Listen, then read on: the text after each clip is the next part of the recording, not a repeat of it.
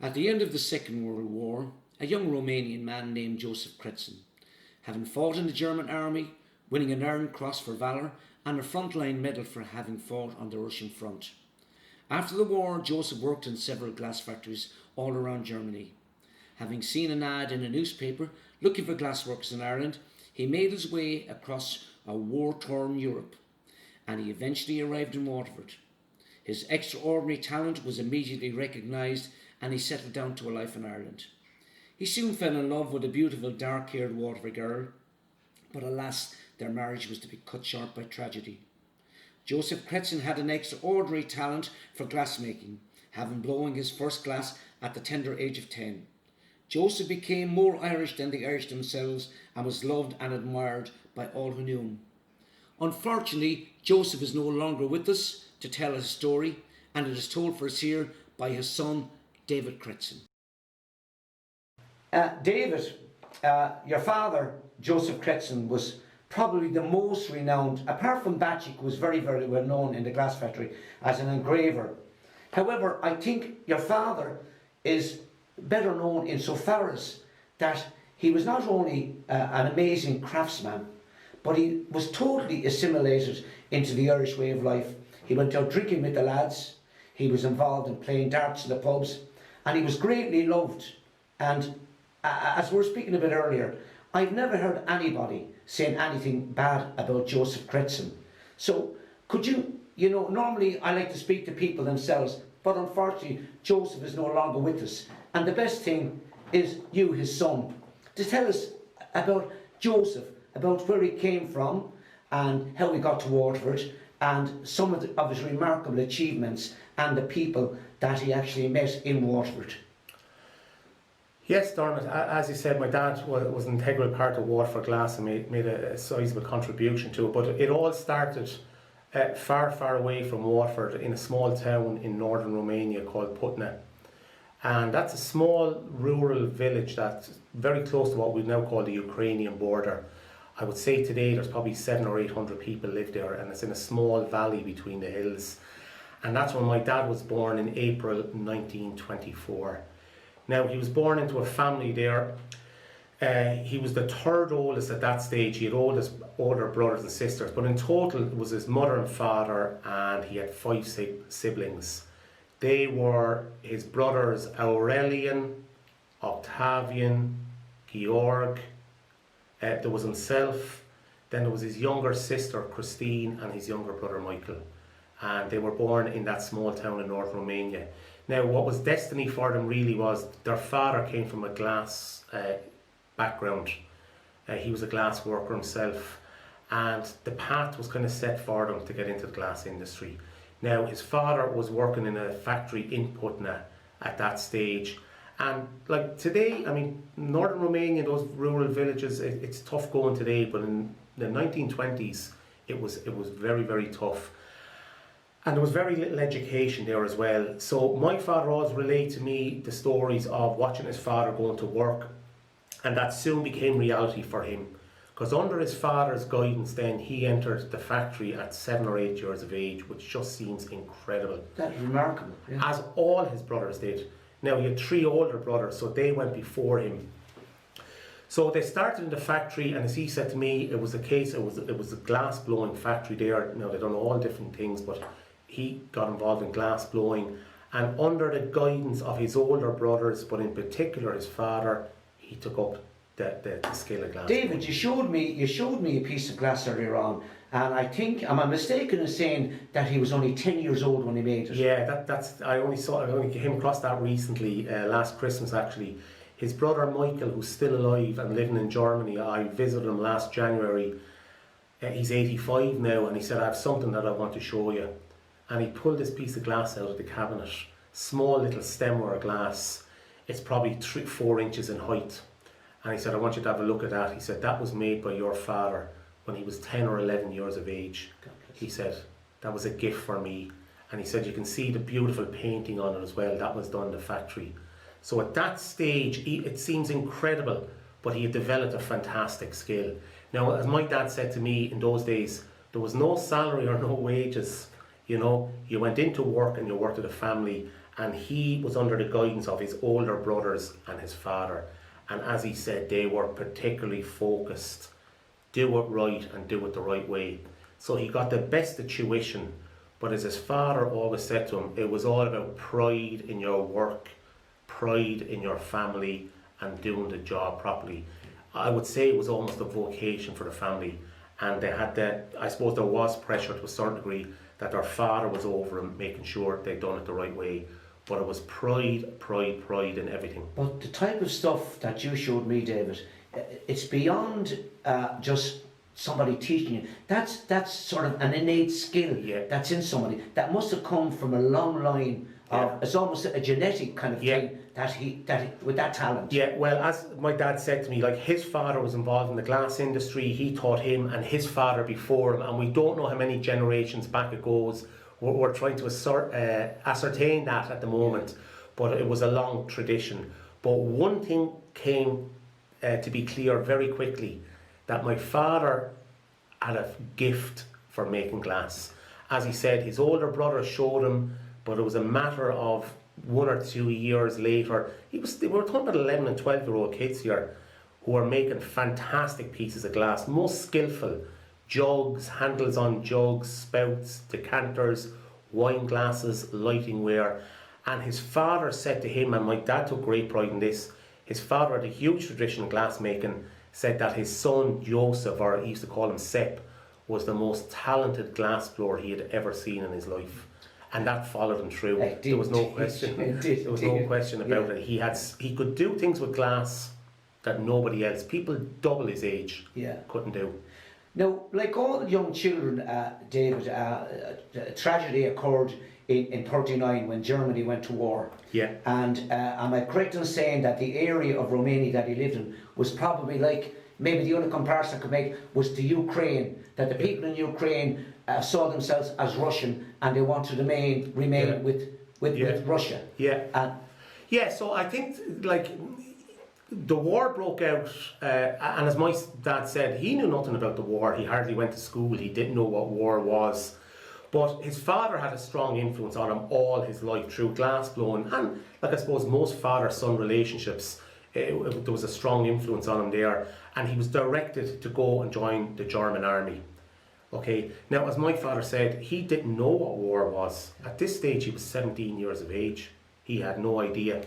And he always described it as, it was like propaganda. The Germans were throwing bars of chocolate out, come and join the German army. And that's the path he went, as did 3 of his older brothers as well. They all joined. Now, with hindsight, as he said, I thought it was an adventure we were going on. I knew nothing about war or killing, or I thought it was going to be a couple of weeks and we were going to be back. But we all know the history of the Second World War. And he stayed in the army then. He joined the German army in 1941-42. So he was 17 when he joined the German army, and he stayed to the end until 1945. And you showed me a letter there from an American. I think that's an absolutely brilliant story. Which, could you share that with us, Dave? Yeah, so my dad, when he was working here, would regularly go out and have his lunch or an evening meal. I suppose the favourite place of his was the Granville. So he was down there by himself one afternoon, and there was a couple of kids playing around the table, and he got talking to them. He always enjoyed the company of children. But their grandfather was with them, who came over and wanted to apologise that the kids were causing a nuisance, and my dad said no, not at all. They got talking. The American passed a comment that my dad had an unusual accent, and my dad explained that, he wasn't from Waterford. He told him a bit about his story. He was in the German army. Coincidentally, this man said, well, that's a coincidence because I partook in the Second World War as well, and a conversation struck up. Now, what we now know is that this guy was the leader of the 17th Battalion American Air Force, and his name was Bradford C. Evans. And at that stage, I think this was 1984-85, he had just contributed to a book. There was a book written on a famous battle in Italy, the Battle of Monte Cassino, where the American B-17 bombers came in and bombed the Abbey, very famous Cistercian Abbey.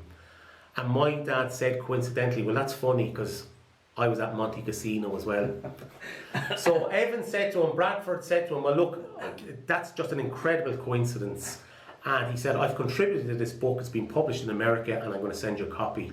And he sent a copy, and we still have it here. But he inscribed the beauty on the inside. He said, to Joseph Cretzan, there we were, the 19th of February 1944, 17,000 feet apart. Obviously, because he was in the airplane, my dad was on the ground. He said, now, there we were, 17,000 feet apart, all as a result of a cruel war. Yeah. Now, as a result of the beauty of Waterford Crystal and an evening meal, a long friendship has bonded, one which I hope will long endure. Yours sincerely, Bradford C. Evans. That's it's an incredible story. Incredible story, incredible. But David, you know, you were talking earlier about the work ethic of your father. Yeah. And when he did go to war, he actually was awarded an Iron Cross for bravery. Yeah, he did, yeah. You know, so it wasn't just a happy Joe Cretzan we knew. He brought that ethic and that dedication to his job as a soldier. Yeah. I mean, he spoke regularly about his time in the war, and I know all the different places he was, and in Russia and so on. There was never it was never like he didn't celebrate it, but he acknowledged what he had done, and he spoke about lots of stories. He spoke about the deaths, people being killed. I mean, two of his brothers died in the war. Yeah. Never found out where they died or where they recorded. They contacted the Red Cross after the war, they were untraceable. Yeah. No one knows where they died. So, you know, it affected him personally as well. But like, he did apply himself, I'm sure, to it. He often spoke about it. There was a part of the war where he was at the front line in Russia, 500 young soldiers in a battalion, and only 13 survived. Gosh. Now, what we know now is, he never spoke about this, but when you see his official soldier photograph or wartime photograph, at 18 or 19 years of age, probably there, he was awarded an Iron Cross for bravery. He has a medal for frontline combat and for wounded soldier. Yeah. So, you know, he was there, he was in the middle of it. Yeah. He was shot, he was injured, he was awarded a medal for bravery, and he came out, you know, he was one of the lucky ones, as he always said. Yeah. He came out and he survived it himself. Incredible. We must always remember that it's the victors write the history of the wars. Yes, absolutely. So nobody can criticise anybody, no matter what side they were on. I mean, my dad was, as he said, I was a boy, I was a teenager, I knew nothing. There was no right or wrong in it.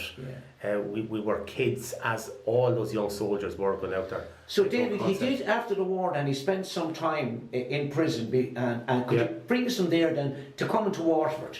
Okay, so after he was a prisoner of war for 6 months, and he was released then, and he went to Germany.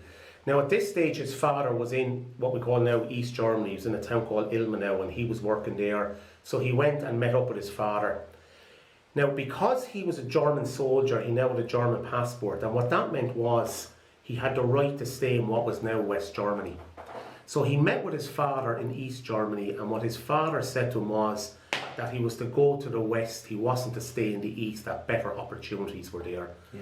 So reluctantly, taking his father's advice, he went to the west with his passport, and he started a career there. Now the unfortunate thing was he was never to see his father again. Okay, they corresponded and they had letters, but the borders came down, and although it was their wish to meet each other again, that never happened. You know, now he did get permission when his father died from the East German government to go back. He got a travel pass that allowed him back into East Germany. Yeah. But he went back to his father's funeral. He hadn't seen him for several years. And incidentally, it was at his father's funeral in 1950 that it was the last time he ever met his younger sister as well. You know, the Iron Curtain had come down, and he never met her again. And she died like 30 years later in 1979. She was quite young. And are any of his family alive? Yes, yeah. His nephews and nieces are alive. He has nephews and nieces in East Germany. I only met them recently. He had never met them, unfortunately, but look, so was life. But he had nephews and nieces in West Germany, and he was in regular enough contact with them. They came here in the 70s to visit. My dad would go over, I wouldn't say too often, but in the period he was here from 1950 to his death in 1990, I'd say 4 or 5 times he went back to Germany. Yeah. But yeah, no, he had contact with those in the West. So but he worked all over West Germany then. So after the war, on his father's advice, he went to the West. Now straight away there was very little employment opportunity because everything was destroyed in Germany. So he worked in different places. He'd done a bit of manual work. Now he kept the records of everything, so we can trace his work history.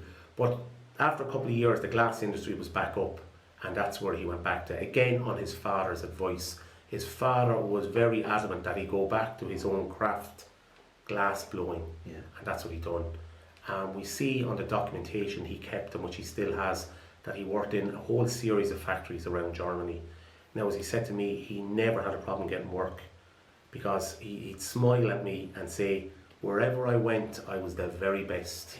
No one could touch me when it came to glass making. And I believe that. And I think the thing to try and get your head around now is, I mean, this was a man who was still at this stage, after the war in 1945-46, he was 23 and 24 years of age. He had very limited, he was 4 or 5 years in the army, but at that tender age, that young age, he was still only a boy, he could blow glass better than anyone, he always said, so he could work anywhere he wanted it, and that was a fantastic thing for him. Like he was a natural, Yeah. So, then how did he get the Waterford then? So he was in a town called Limburg under Land. That's where his brothers were, and he went there to work in the factory as well. And one day he saw an advertisement in a local newspaper that there was an advertisement in seeking glass blowers to come for a new factory in Ireland. Now I think he was a bit of an adventurer, you know. He had been moving around quite a bit.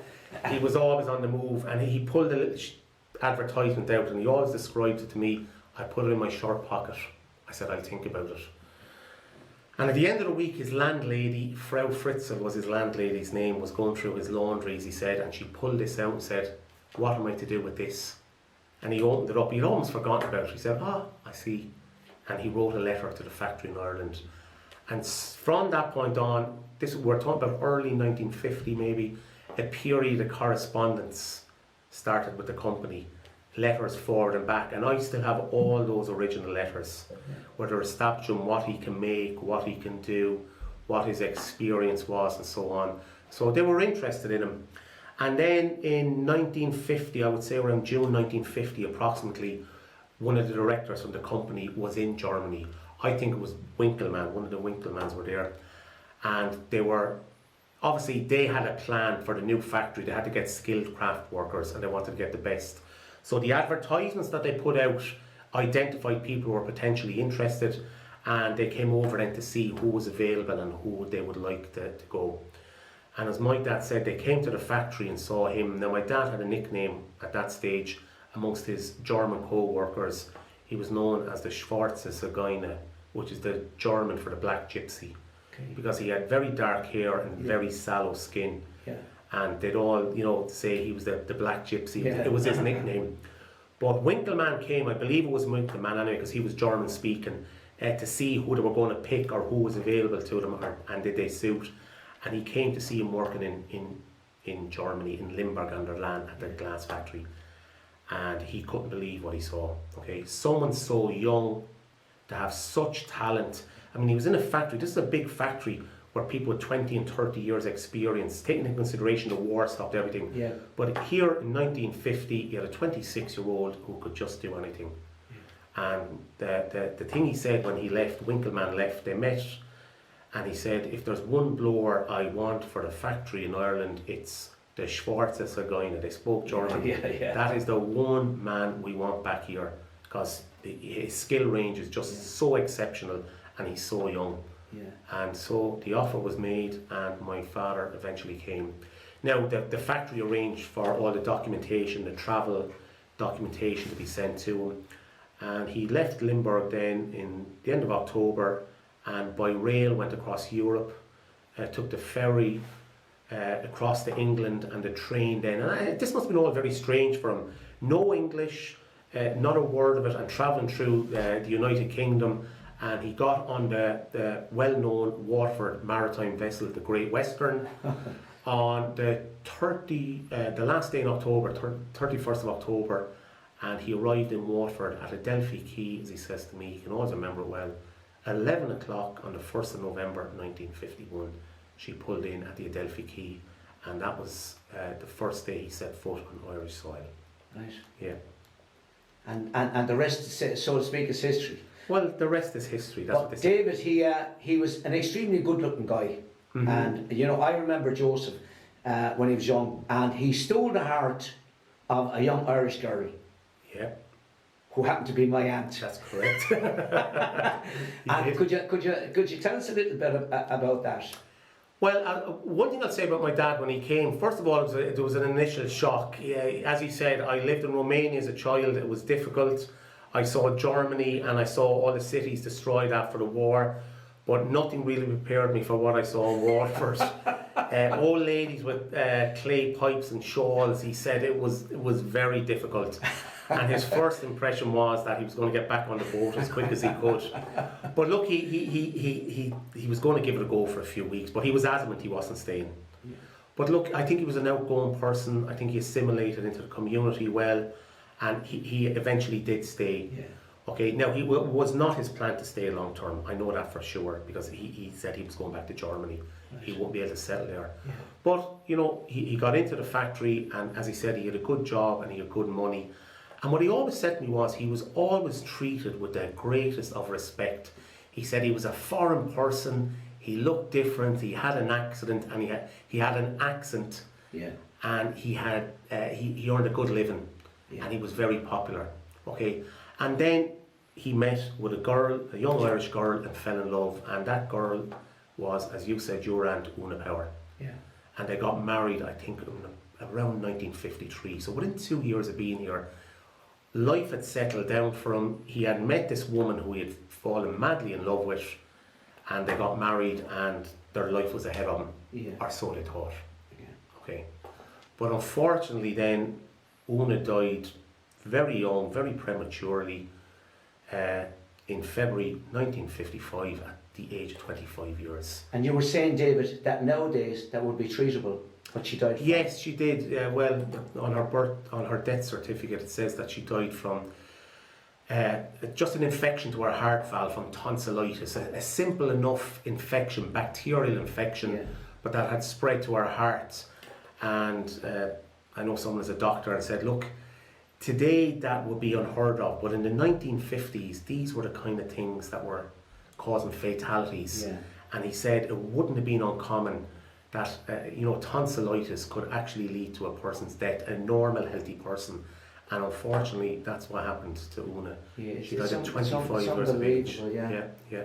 You know. Yeah. So, as I say, David, so like, you made the point there that he felt he was treated with such great respect. Yeah. But I tell you why he was treated with such respect, because I remember even when he was courting Una, right? Yeah. He used to come up to my house. He was very fond of my father. Yeah. We got on very well.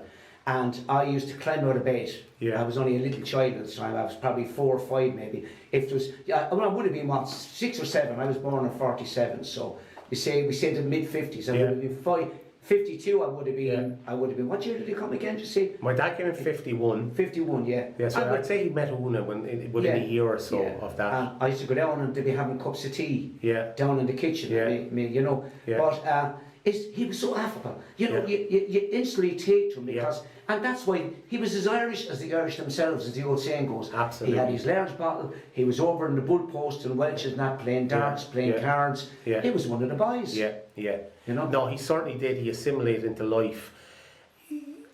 People often think, they associate him with being German, but really, he actually only spent 5 years of his life in Germany. Yeah. Very limited time, But like he was a strong believer in the work ethic, but he also enjoyed life fully, and he socialised with everybody, and he loved darts, and he loved cards, and all the stories of graces and the darts championships, colleagues of his, Don Cal, all those different types of people, Boyro White. His social life was very important to him, and he loved being out, and he loved people, and he was outgoing. And that's what made him, I think, quite popular. And on top of that then, he was very lucky. He got a second chance for love and he met your mother. He did, yeah.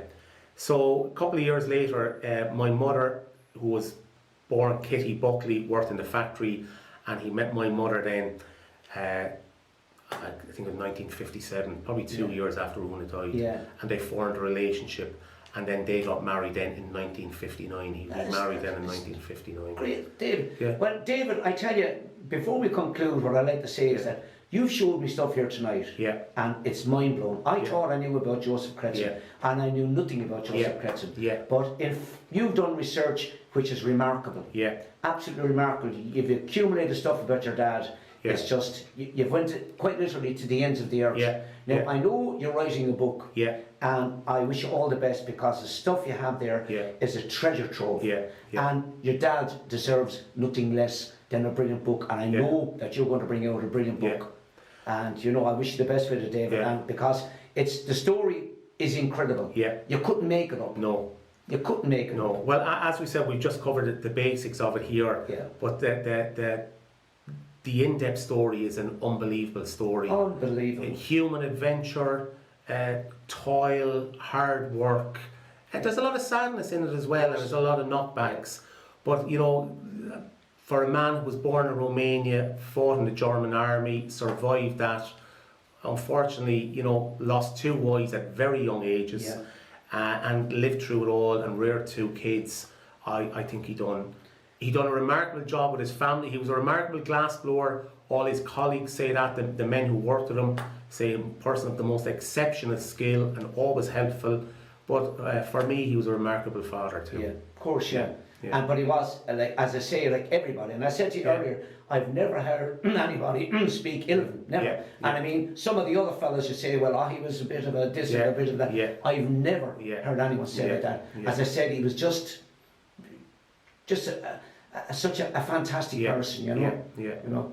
Well, David, listen, I won't steal too much of your secrets. That's going to go into the book. But all I can say is, I wish you the very best of luck. And there's 2 books that I think that should come out about Waterford Glass. One, Martin Herron, a colleague of yours is doing, a friend of yours is doing, and a friend of mine. And the second most important one will be yours. And I think that will be the story of, as you said, of a man who started off with quite literally almost nothing, and he made Waterford Glass renowned really with his skill, and that's what he did. David Cretzan, thank you very much for telling us your father's story. Thank you, David. You're welcome. Thank you.